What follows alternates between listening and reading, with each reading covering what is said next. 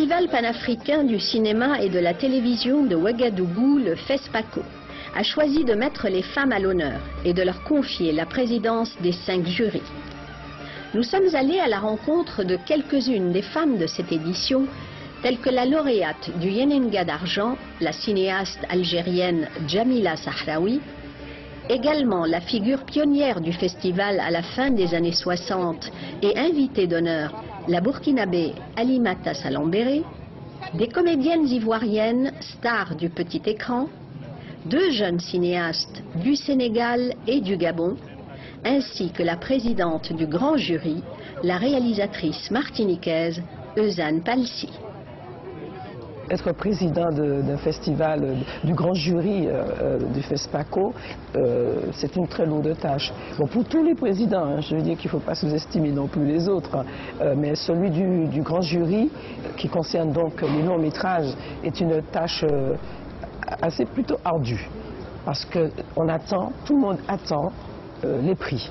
Meilleure actrice, meilleur acteur, enfin bon, ainsi de suite, meilleur scénario et puis le prix, les talons d'or et les talons d'argent, etc.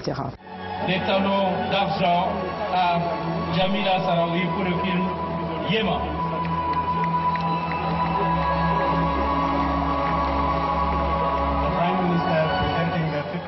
Racontez-nous l'histoire de ce film. C'est très difficile. J'y arrive pas parce que si je résume et que je vous dis voilà, c'est une tragédie où une mère a 2 fils qui s'entretuent. Ils s'entretuent, puis il y en a un qui meurt au début, l'autre il meurt à la fin, elle se retrouve toute seule. Je pense que c'est très très réducteur. Parce qu'en fait, il n'y a pas d'action dans ce film.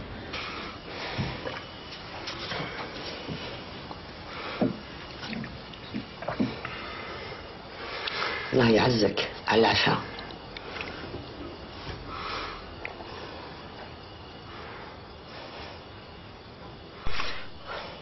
وش صار ليدك؟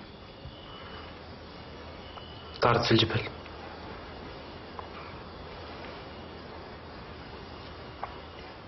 وليدك اللي مات كان عسكري؟ نابض.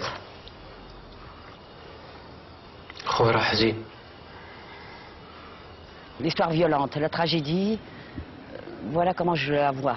Elle se passe de mots, elle est juste dans les gestes et aussi dans les éléments vitaux et essentiels, comme l'eau, le feu, l'air, la lumière.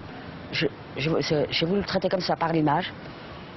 Les gestes simplement et les corps des comédiens, et je me dis pas de blabla. De toute façon, dans les douleurs énormes, on ne parle pas, ça laisse sans voix, ça laisse réellement sans voix.